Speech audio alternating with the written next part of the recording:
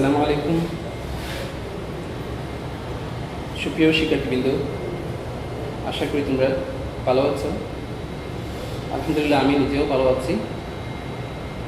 তো সকলকে শাহজালাল NGFF স্কুলের পক্ষ থেকে আন্তরিক প্রীতি এবং শুভেচ্ছা জানিয়ে শুরু করছি আজকের অনলাইন ক্লাস।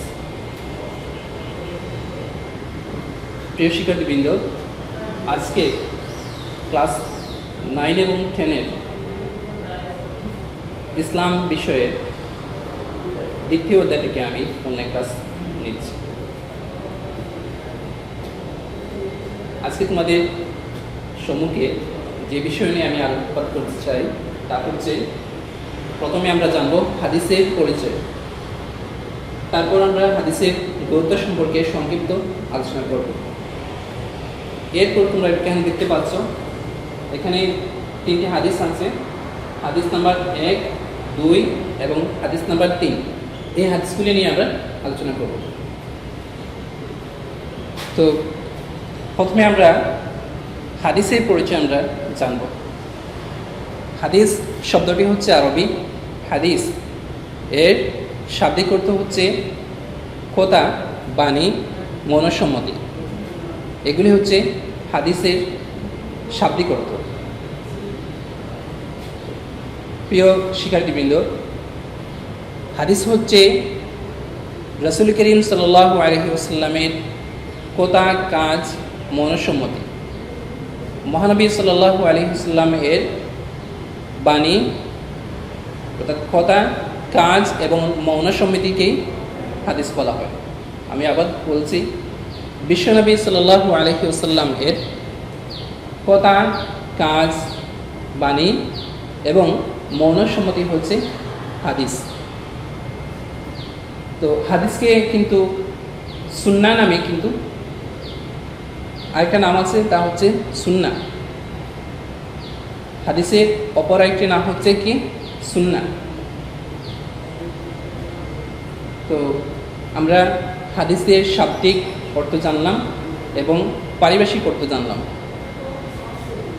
এ পর্যায়ে আমরা সংক্ষিপ্ত হাদিসের গুরুত্ব সম্পর্কে আমরা আলোচনা করব। হাদিসের গুরুত্ব অপরিসীম। বিশেষ করে হাদিস বা সুন্নাহ হচ্ছে ইসলামী শরীয়তের দ্বিতীয় উৎস। ইসলামী শরীয়তের দ্বিতীয় উৎস হচ্ছে এই হাদিস বা সুন্নাহ।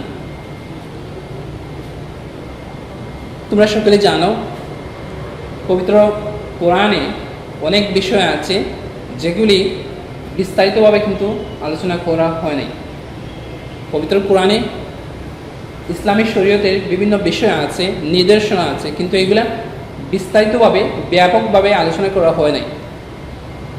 সেই বিষয়গুলিকে বিস্তারিতভাবে আমাদের নবী সাল্লাল্লাহু আলাইহি ওয়াসাল্লাম বিস্তারিতভাবে আলোচনা করেছেন। ওই আলোচনাই হচ্ছে হাদিস, অর্থাৎ কোরআনের ব্যাখ্যার গ্রন্থ হচ্ছে হাদিস। কোরআনের ব্যাখ্যা গ্রন্থই হচ্ছে হাদিস। আমি তোমাদেরকে 2টি উদাহরণ দিব, তোমরা বুঝতে পারবে। তো পবিত্র কোরআনে আল্লাহ পাক বলেছেন আকিমুস সালাহ। কি বলেছেন? আকিমুস সালাহ। আল্লাহ বলছেন তোমরা সালাত কায়েম করো, নামাজ প্রতিষ্ঠা করো। এখন আমরা নামাজ পড়ব, নামাজ প্রতিষ্ঠা করব। কিভাবে পড়ব, কখন পড়ব, কয় রাকাত পড়ব, কোন নিয়মে আমরা নামাজ পড়ব, এগুলো কিন্তু কোরআনে কোথায় পাওয়া যায় না। তেমনিভাবে যাকাতের নির্দেশনা দেওয়া হয়েছে, ও আতুজ যাকাত, তোমরা যাকাত প্রদান করো। এখন এই যাকাত আমরা কিভাবে দিব, কারা দিব, কাদের উপর যাকাত ফরজ, কাদেরকে যাকাত দিব, যাকাতের খাত কয়টি, কি এগুলো কিন্তু কোরআনে কোথায় পাওয়া যায় না। ঠিক আছে?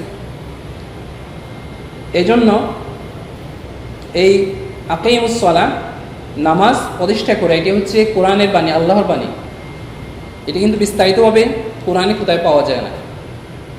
তার ব্যাখ্যা কিন্তু নবী করিম সাল্লাল্লাহু আলাইহি ওয়াসাল্লাম তিনি বিস্তারিতভাবে আলোচনা করেছেন, আমাদেরকে বুঝিয়ে গিয়েছেন। এগুলি আমরা কোথায় পাবো? এই হাদিসে, রাসূল করিম সাল্লাল্লাহু আলাইহি ওয়াসাল্লামের হাদিসে আমরা সেগুলি পাবো। জাকাত আমরা কিভাবে দিব, কাদেরকে দিব, কাদের উপর জাকাত ফরজ, জাকাত কি পরিমাণ দিতে হবে, সেগুলি কিন্তু কোরআনে কোথায় নাই। এই বিস্তারিত আলোচনা কিন্তু কোথায় আছে? হাদিসে আছে। প্রিয় শিক্ষার্থীবৃন্দ, হাদিসের গুরুত্ব অত্যন্ত বেশি, কারণ আল্লাহ রাব্বুল আলামিন পবিত্র কোরআনে এই হাদিসের গুরুত্ব সম্পর্কে বলেছেন। কি বলেছেন? আল্লাহ রাব্বুল আলামিন বলেছেন, ওমা আতাকুমুর রাসূলু ফাখুযুহু ওমা নাহাকুম আনহু ফান্তাহু। তো এই হাদিসের গুরুত্ব সম্পর্কে স্বয়ং আল্লাহ রাব্বুল আলামিন পবিত্র কোরআনে বলেছেন, ওমা আতাকুমুর রাসূলু ফাখুযুহু ওমা নাহাকুম আনহু ফান্তাহু। আল্লাহ বলছেন, রাসূল তোমাদের নিকট যা দেন বা যা নিয়ে আসেন সেগুলি তোমরা গ্রহণ করো। রাসূল, ওমা আতাকুমুর রাসূলু ফাখুযুহু, রাসূল তোমাদেরকে যা দেন তা তোমরা গ্রহণ করো। আর ওমা নাহাকুম আনহু, তিনি যা নিষেধ করেন তা থেকে তোমরা কি করো? বিরত থাকো। আমরা পবিত্র কোরআনের মাধ্যমে হাদিসের গুরুত্ব আমরা জানলাম। এ পর্যায়ে রাসূল করিম সাল্লাল্লাহু আলাইহি ওয়াসাল্লাম নিজে কিন্তু বলেছেন। কি বলেছেন?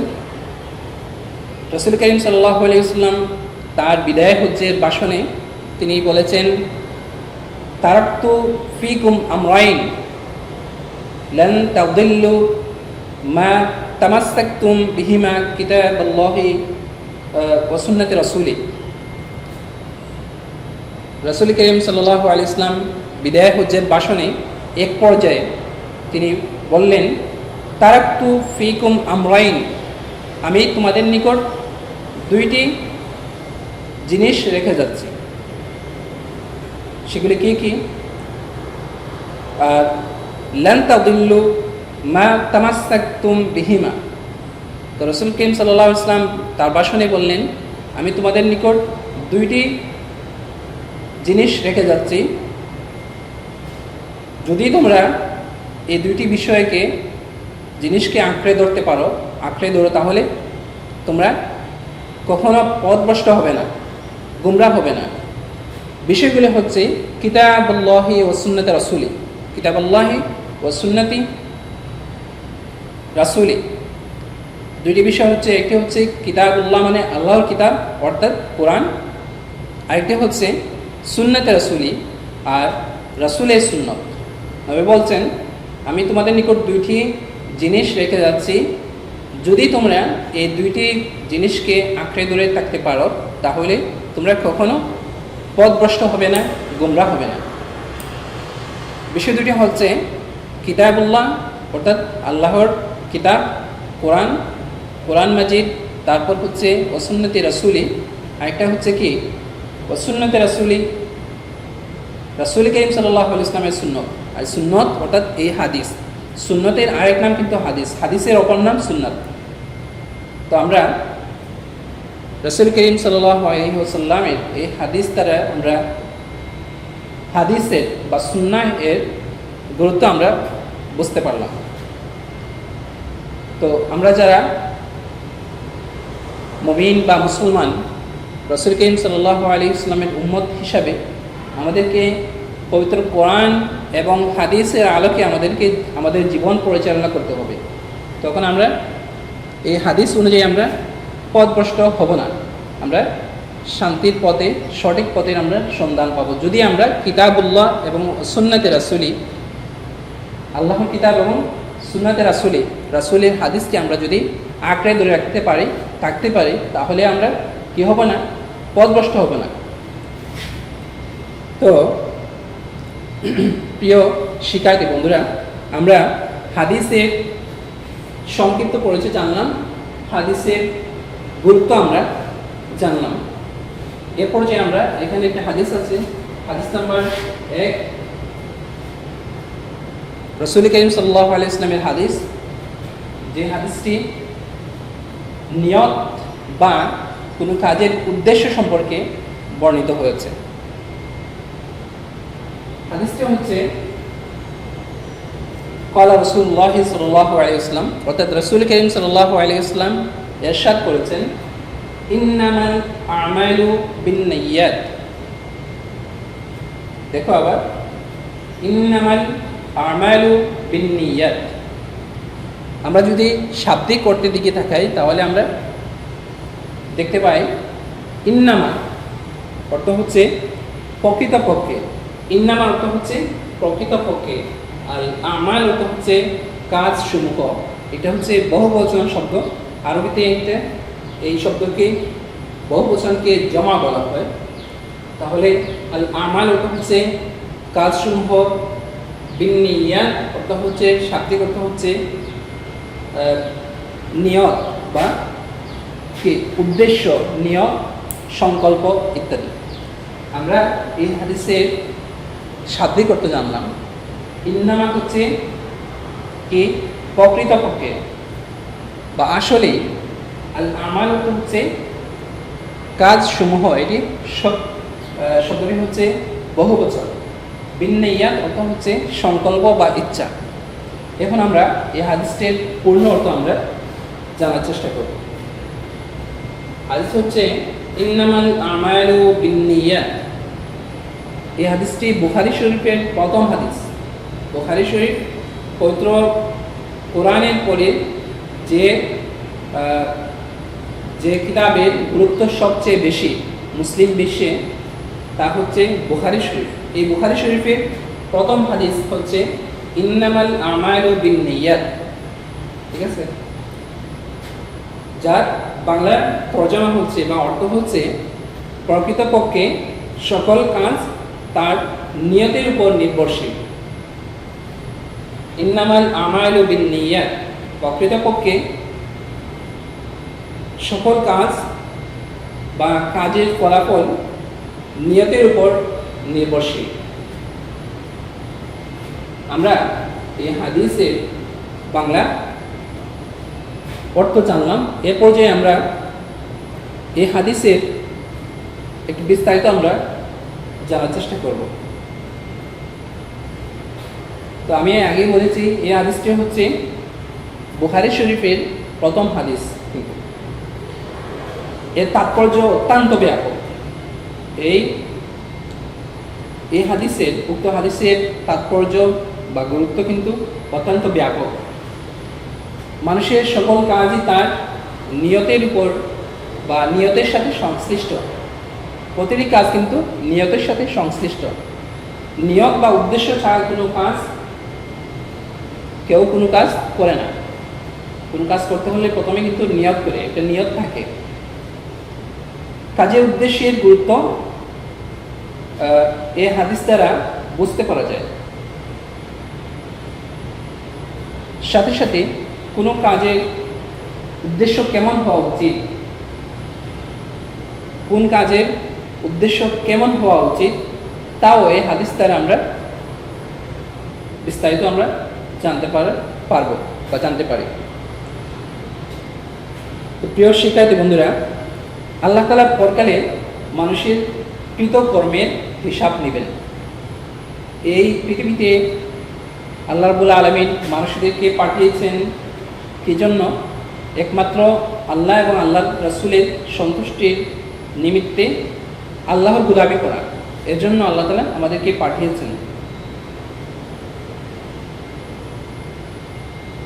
তো সেদিন অর্থাৎ পরকালে যখন তিনি হিসাব নেবেন, প্রতিটি কৃত কর্মের হিসাব নেবেন, তখন তিনি মানুষের সকল কাজের নিয়ত বা উদ্দেশ্যের প্রতি কিন্তু দৃষ্টিপাত দিবেন। মানুষ যদি সৎ উদ্দেশ্যে কোনো কাজ করে থাকে, তবে তার নিয়ত বা উদ্দেশ্যের প্রতি, উদ্দেশ্য যদি সঠিক হয়ে থাকে, অর্থাৎ মানুষ যদি সৎ উদ্দেশ্যে কোনো কাজ করে, তবে সে তার এই সৎ কাজের জন্য সে পুরস্কার লাভ করবে। আর নেক নিয়তে কাজ করে যদি ব্যর্থ হয়, কোনো একটা কাজ করে যদি নেক উদ্দেশ্য থাকে আর কাজ করে যদি ব্যর্থ হয় তাহলে কিন্তু সে সওয়াবের ভাগীদার হবে, সওয়াব পাবে, অর্থাৎ পুরস্কার লাভ করবে। আর যদি মন্দ কাজে বা মন্দ কোনো উদ্দেশ্যে যদি কোনো ভালো কাজ করে থাকে, মন্দ কোনো উদ্দেশ্য নিয়ে, খারাপ কোনো উদ্দেশ্য নিয়ে কোনো কাজ করে থাকে, কোনো আমল করে থাকে, তাহলে সে কিন্তু কি হবে, সে সওয়াব পাবে না, সে শাস্তি ভোগ করতে হবে তাকে। এমনকি খারাপ উদ্দেশ্যে যদি ইবাদত করলে কিংবা ভালো কাজ করলেও তাতে কোনো সওয়াব হয় না। উদ্দেশ্য যদি খারাপ হয়, নিয়ত যদি খারাপ হয়, মন্দ হয়, তাহলে কিন্তু ভালো কাজ করলেও কি হয় না, কোনো ধরনের সওয়াব পাওয়া যাবে না। তো বরং নিয়ত সঠিক না হওয়ায় সে ভালো কাজও মন্দ কাজ হিসাবে পরিগণিত হবে। যদি নিয়ত যদি খারাপ হয়ে থাকে তাহলে কিন্তু ভালো কাজও কিন্তু খারাপ কাজে পরিগণিত হবে। আচ্ছা, এই ইন্নামাল আমালু বিন্নিয়ত এই হাদিস কিন্তু মূল হাদিসের একটা অংশ। ইন্নামাল আমালু বিন্নিয়ত এই হাদিসের শেষ অংশ যদি আমরা একটু খোঁজ করি বা একটু দৃষ্টি দিই, তাহলে আমরা এই বিষয়টি নিয়ে আরো নিয়ত সংক্রান্ত বিস্তারিত আমরা বুঝতে পারব। তো এই হাদিসের শেষ অংশে রাসূল করিম সাল্লাল্লাহু আলাইহি ওয়াসাল্লাম বললেন যে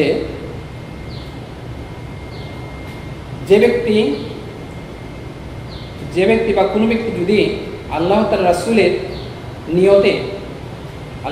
রাসূলের নিয়তে অর্থাৎ আল্লাহ এবং তার রাসূলের সন্তুষ্টি অর্জনের জন্য যদি হিজরত করে থাকে, তবে সে আল্লাহ তার রাসূলের সন্তুষ্টি লাভ করবে।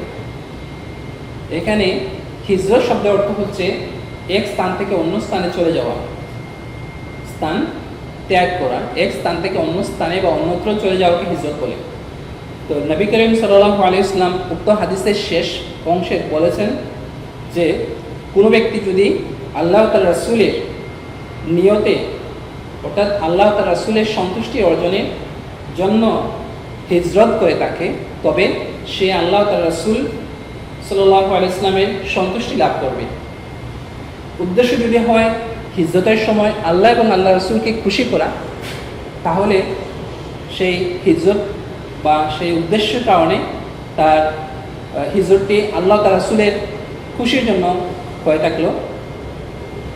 আর যদি সে পার্থিব লাভ বা কোনো স্ত্রীলোককে বিয়ে করার জন্য যদি হিজরত করে থাকে, রাসূল করিম সাল্লাল্লাহু আলাইহি ওয়াসাল্লাম বলেছেন তখন সে শুধুই তাই লাভ করবে যা বা যে উদ্দেশ্যে সে হিজরত করেছে। অর্থাৎ রাসূল করিম সাল্লাল্লাহু আলাইহি ওয়াসাল্লাম বলেছেন কোনো ব্যক্তি যদি পার্থিব লাভ বা কোনো স্ত্রীলোককে বিয়ে করার জন্য হিজরত করে থাকে, তবে সে তাই লাভ করবে যে জন্য সে হিজরত করেছে। অর্থাৎ তার উদ্দেশ্য ছিল বিয়ে করার জন্য, তার উদ্দেশ্য হাসিল হয়েছে, ঠিক আছে, কিন্তু সে কিন্তু কোনো সওয়াব পাবে না, ঠিক আছে। তার হিজরতের উদ্দেশ্য ছিল বিয়ে করা, সেজন্য সে বিয়ে করেছে, তার সেই উদ্দেশ্যে সফল হয়েছে, কিন্তু হিজরতের যে উদ্দেশ্য ছিল আল্লাহ এবং আল্লাহ রাসূলের, প্রকৃতপক্ষে হিজরতের যে উদ্দেশ্য বা সেই উদ্দেশ্যে কিন্তু সে সফল হয় নাই এবং সওয়াবও সে পায় নাই। তো রাসূল করিম সাল্লাল্লাহু আলাইহি ওয়াসাল্লাম এই যে হাদিসটি তিনি বর্ণনা করলেন, তা কিন্তু বিশেষ এক কারণে, বিশেষ এক ঘটনার প্রেক্ষিতে কিন্তু এই হাদিসটি তিনি বর্ণনা করেছেন। প্রেক্ষাপট হচ্ছে রাসূল করিম সাল্লাল্লাহু আলাইহি ওয়াসাল্লামের সময় উম্মে কায়েস নামক একজন মহিলা, উম্মে কায়েস নাম ছিল উম্মে কায়েস। তো উম্মে কায়েস নামক ওই মহিলা ইসলাম গ্রহণ করে মদিনায় হিজরত করে, অন্য স্থান থেকে মদিনায় হিজরত করে চলে আসে। তো তখন জনৈক ব্যক্তি কি করলেন, ওই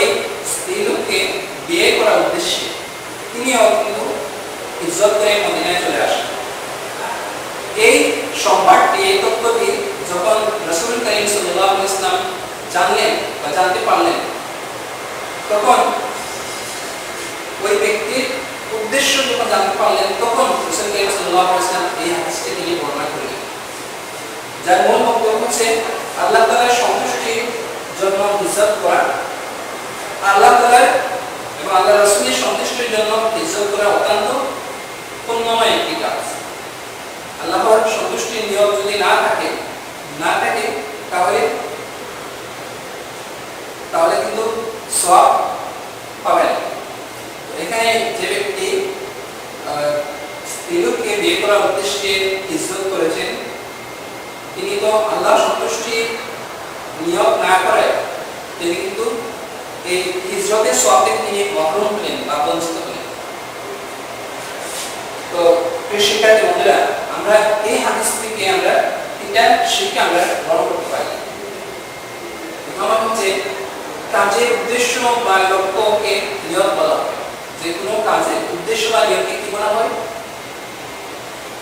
উদ্দেশ্য বা লক্ষ্যকে নিয়ত বলা হয়। এটা আমরা জানতে পারবো। একটা হচ্ছে নিয়তের উপরে সকল কাজের সফলতা নির্ভর করে। আরেকটা হচ্ছে আল্লাহ তাআলা মানুষের বাহ্যিক আমলের সাথে সাথে অন্তরের অবস্থাকেও কিন্তু কি করে লক্ষ্য করে। আমরা এই হাদিস থেকে এই তিনটি বিষয়ে আমরা শিক্ষা নিতে হবে, আমাদের শিক্ষা গ্রহণ করতে পারি। প্রথম হচ্ছে, আমি আবার বলছি, যে কোনো কাজের উদ্দেশ্য বা লক্ষ্যকে নিয়ত বলা হয়। দুই নম্বর হচ্ছে নিয়তের উপরে কাজে নির্ভর করে সফলতা, নিয়তের উপরে কাজের সফলতা নির্ভর করে। আরেকটা হচ্ছে আল্লাহ তাআলা মানুষের বাহ্যিক আমলের সাথে সাথে অন্তরের অবস্থাকেও লক্ষ্য করে। আমরা এক নম্বর হাদিস সম্পর্কে আমরা জানলাম। এর পর্যায়ে আমরা দুই নম্বর হাদিস থেকে আমরা আলোচনা করব। এখানে দেয়া আছে হাদিস নাম্বার 2। রাসূল করিম সাল্লাল্লাহু আলাইহি ওয়াসাল্লাম বলেছেন, বুনিয়াল ইসলামু আলা খামসি, শাহাদা আল্লা ইলাহা ইল্লাল্লাহ ওয়া আন্না মুহাম্মাদান আবদুহু ওয়া রাসূলুহু। তারপর হচ্ছে ইকামাস সালাত ওয়া ইতাইজ যাকাত ওয়াল হজ্জ ওয়া সাওমি রমাদান। প্রিয় শিক্ষার্থী বন্ধুরা, রাসূল করিম সাল্লাল্লাহু আলাইহি ওয়াসাল্লাম এই হাদিসটি বর্ণনা করেছেন, যেখানে আলোচনা করেছে ইসলামের মূল স্তম্ভ হচ্ছে 5টি। এই 5টি স্তম্ভ বা খুঁটি সম্পর্কে আলোচনা করা হচ্ছে হাদিসে। এখানে বলা হয়েছে বুনিয়াল ইসলামু আলা খামসিন। রাসূল করিম সাল্লাল্লাহু আলাইহি ওয়াসাল্লাম বলেছেন, বুনিয়াল ইসলামু আলা খামসিন, ইসলাম 5টি খুঁটির উপর, স্তম্ভের উপর স্থাপিত বা প্রতিষ্ঠিত। বুনিয়াল ইসলামু আলা খামসিন, খামসিন অর্থ হচ্ছে 5। ইসলাম 5টি ভিত্তির উপর প্রতিষ্ঠিত বা খুঁটির উপর প্রতিষ্ঠিত। শাহাদা, সাক্ষী দেয়া। কি সাক্ষী দেওয়া? আল্লাহ ইলাহা ইল্লাল্লাহ, আল্লাহ ছাড়া কোনো ইলাহ নেই, মাবুদ নেই। ওয়া আন্না মুহাম্মাদান আবদুহু ওয়া রাসূলুহু, আর নিশ্চয় মুহাম্মদ সাল্লাল্লাহু আলাইহি ওয়াসাল্লাম আল্লাহর বান্দা এবং রাসূল। আমি আবার বলছি, বুনিয়াল ইসলামু আলা খামসিন, ইসলাম 5টি স্তম্ভের উপর প্রতিষ্ঠিত। নাম্বার 1 হচ্ছে শাহাদাত আল্লা ইলাহা ইল্লাল্লাহ ওয়া আন্না মুহাম্মাদান আবদুহু ওয়া রাসূলুহু। এই সাক্ষী দেওয়া যে প্রথমে আল্লাহ এক, তার কোনো শরীক নেই, আল্লাহ ইলাহা ইল্লাল্লাহ, এটা সাক্ষী দেওয়া। ওয়া আন্না মুহাম্মাদান আবদুহু ওয়া রাসূলুহু, এবং মুহাম্মদ সাল্লাল্লাহু আলাইহি ওয়াসাল্লাম আল্লাহর বান্দা এবং রাসূল, এটা সাক্ষী দেওয়া। তারপর হচ্ছে ইকামাস সালাত, সালাত বা নামাজ প্রতিষ্ঠা করা। ওয়া ইতাইজ যাকাত, যাকাত দেওয়া। ওয়াল হজ্জ, এবং হজ পালন করা, হজ আদায় করা। ওয়া সাওমি রমাদান, এবং রমজান মাসে রোজা রাখা। আমরা এই হাদিসে অর্থ আমরা জানলাম। তোমরা আবারও শিখে নেবে। আমি আবার বলছি, দুনিয়ার ইসলাম আলা খামসি, ইসলাম 5টি স্তম্ভের উপর প্রতিষ্ঠিত। শাহাদাতি আল্লা ইলাহা ইল্লাল্লাহ ওয়া আন্না মুহাম্মাদান আবদুহু ওয়া রাসূলুহু, এই সাক্ষী দেয়া যে আল্লাহ ছাড়া কোনো ইলাহ নাই, আল্লাহ ছাড়া কোনো মাবুদ নাই, আর নিশ্চয় মুহাম্মদ সাল্লাল্লাহু আলাইহি ওয়াসাল্লাম আল্লাহর বান্দা এবং রাসূল। তারপর হচ্ছে ও ইকামাস সালাত, সালাত প্রতিষ্ঠা করা, ও ইতাইজ যাকাত, যাকাত আদায় করা, ওয়াল হজ, হজ পালন করা, ও সাওমি রমাদান, রমজান মাসে রোজা পালন করা। প্রিয় শিক্ষার্থী বন্ধুরা, আমরা এই হাদিসের অর্থ জানলাম। এরপর যে আমরা ব্যাখ্যা জানার চেষ্টা করব। এই হাদিসে মহানবী সাল্লাল্লাহু আলাইহি ওয়াসাল্লাম ইসলামের 5টি বিষয়, 5টি স্তম্ভ বা 5টি মূল ভিত্তি নিয়ে আলোচনা করেছেন, একসাথে আলোচনা করেছেন। এগুলো হচ্ছে ঈমান, সালাত, তারপর হচ্ছে যাকাত, হজ এবং সবশেষে সাওম রমাদান, রমজান মাসে রোজা রাখা। এই 5টি মূল স্তম্ভ বা মূল ভিত্তি নিয়ে এখানে আলোচনা করেছেন রাসূল করিম সাল্লাল্লাহু আলাইহি ওয়াসাল্লাম। এই 5টি বিষয়ের উপর ইসলামের ভিত্তি স্থাপিত হয়েছে। এর কোনো একটিকেও বাদ দিলে, যদি এই 5টি মূল ভিত্তি কোনো একটিকেও যদি কেউ বাদ দিলে ইসলাম কিন্তু পরিপূর্ণ হবে না। ইসলাম পরিপূর্ণ হতে হলে এই 5টি বিষয়কে গুরুত্ব দিতে হবে। আচ্ছা, এই হাদিসে মহানবী সাল্লাল্লাহু আলাইহি ওয়াসাল্লাম একটি উপমার মাধ্যমে খুব সুন্দরভাবে বর্ণনা করেছেন। বলা হয়েছে ইসলাম হচ্ছে একটি তাবুত সাদৃশ্য বল। ইসলাম হচ্ছে একটি উপমা হিসাবে বর্ণনা করা হচ্ছে যে ইসলাম হচ্ছে একটি তাবুর মতো, তাবুর সাদৃশ্য, তাবুর নিয়ে একটি বল। আর ঈমান হলো এই তাবুর মধ্যে অবস্থিত প্রধান ভিত্তি স্তম্ভ। একটি তাবুর মধ্যখানে যে খুঁটি বা স্তম্ভ, সেটা হচ্ছে ঈমান। তো রাসূল করিম সাল্লাল্লাহু আলাইহি ওয়াসাল্লাম বললেন ঈমান হলো তাবুর মধ্যস্থিত মূল খুঁটি। এটা হচ্ছে মূল খুঁটি, তাবুর মূল খুঁটি হচ্ছে ঈমান। এটা অত্যন্ত গুরুত্বপূর্ণ। এই মধ্যস্থিত খুঁটি ছাড়া তাবু দাঁড় করানো অসম্ভব। তাবুর মধ্যস্থিত যে খুঁটি, যেটা স্তম্ভ, এই ঈমান বা মধ্যস্থিত এই খুঁটি ছাড়া তাবু দাঁড় করানো অসম্ভব। তাবুর বাকি 4টি খুঁটি, 4 কোণায় যে 4টি খুঁটি আছে, সেগুলো কিন্তু অত্যন্ত গুরুত্বপূর্ণ। তবে মধ্যস্থিত যে খুঁটি, সেটা হচ্ছে অত্যন্ত গুরুত্বপূর্ণ। এটি ছাড়া কিন্তু তাবু দাঁড় করানো অসম্ভব। আর 4 কোণায় যে 4টি খুঁটি আছে, সেগুলি অত্যন্ত গুরুত্বপূর্ণ। এগুলো হচ্ছে সালাত, যাকাত, হজ এবং রোজা। ওয়া ইকামাস সালাত ওয়া ইতাইজ যাকাত, নামাজ প্রতিষ্ঠা করা, যাকাত প্রদান করা, ওয়াল হজ এবং হজ পালন করা, ও সাওম রমাদান, রমজান মাসে রোজা রাখা। তো এই হাদিস দ্বারা আমরা বুঝতে পারলাম, এই উপমা দ্বারা একটি ইসলাম হচ্ছে একটি তাবুর সাদৃশ্য বল। তাবু নিয়ে তাবু দাঁড় করাতে হলে 5টি খুঁটি দরকার, প্রয়োজন। তার মধ্যে অবস্থিত যে খুঁটি বা স্তম্ভ, সেটা হচ্ছে কি? ঈমান। তো মধ্যে অবস্থিত যে খুঁটি, এই খুঁটি ছাড়া কিন্তু তাবু দাঁড় করানো অসম্ভব। এজন্য মাঝখানে মধ্যে অবস্থিত এই খুঁটির গুরুত্ব অত্যন্ত গুরুত্বপূর্ণ। সেটি ছাড়া তাবু দাঁড় করানো অসম্ভব। এছাড়া বাকি যে 4 কোণায় 4টি খুঁটি আছে বা পিলার আছে, সেগুলো হচ্ছে সালাত, যাকাত, হজ এবং রোজা। সেগুলো কিন্তু গুরুত্বপূর্ণ। যদি এই চারটি কোনো একটি যদি না থাকে তাহলে এই তাবুত ভুলণ্ঠিত হয়। সকল খুঁটি ঠিক থাকলে তাবুত ঠিকভাবে দণ্ডায়মান থাকে। এর কোনো একটি যদি খুঁটি না থাকে তাহলে কি হয়? তাবুত ভুলণ্ঠিত হয়।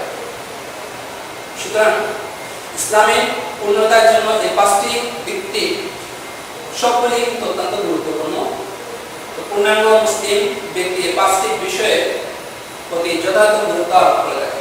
একজন প্রকৃত ইমানদার মুসলিম যিনি এই পাঁচটি বিষয়ের সবগুলোই গুরুত্ব সহকারে দেখে। আমরা 2 নম্বর হাদিসটি আমরা জানতে পারলাম, বিস্তারিত আমরা জানার চেষ্টা করলাম। এ পর্যায়ে তোমরা দেখতে পাচ্ছ এখানে 3 নম্বর হাদিস আছে। তো এখানে 3 নম্বর হাদিসে আমরা হাদিসটি একটু পড়ে নিই। রাসূল করিম সাল্লাল্লাহু আলাইহি ওয়াসাল্লাম এই যে হাদিস বর্ণনা করেছেন, এখানে কিন্তু বৃক্ষরোপণের গুরুত্ব সম্পর্কে এই হাদিসটি বর্ণনা করা হচ্ছে। বৃক্ষরোপণ আমাদের সমাজকে, আমাদের পরিবেশকে রক্ষা করার জন্য বৃক্ষরোপণ অত্যন্ত গুরুত্বপূর্ণ। তো নবী করিম সাল্লাল্লাহু আলাইহি ওয়াসাল্লাম কিন্তু কখনই বৃক্ষরোপণের গুরুত্ব সম্পর্কে বিশেষভাবে অনেকগুলি হাদিস বর্ণনা করেছেন। তার মধ্যে অত্যন্ত গুরুত্বপূর্ণ একটি হাদিস হচ্ছে এই 3 নম্বর হাদিস। মা মিন মুসলিমিন ক্বালা রাসূলুল্লাহ সাল্লাল্লাহু আলাইহি ওয়াসাল্লাম মা মিন মুসলিমিন ইয়ারিসু ওয়ারসান। রাসূল করিম সাল্লাল্লাহু আলাইহি ওয়াসাল্লাম বলেছেন যে কোন ব্যক্তি যদি ইয়ারিসু ওয়ারসান যদি বৃক্ষরোপণ করে, আও ইয়াজরাউ জারআন যদি ফসল আবাদ করে, ফায়াকুলু মিনহু তায়রুন যদি এই বৃক্ষরোপণ অথবা এই ফসল আবাদ থেকে যদি তায়রুন হচ্ছে পাখি, এই পাখি যদি খায়, আও ইনসান যদি মানুষ খায় বপন করে, আও বাহিমাতুন অথবা যদি চতুষ্পদ জন্তু বা জানোয়ার যদি তার থেকে বপন করে, তবে ইল্লা কানা লাহু বিহি সাদাকা।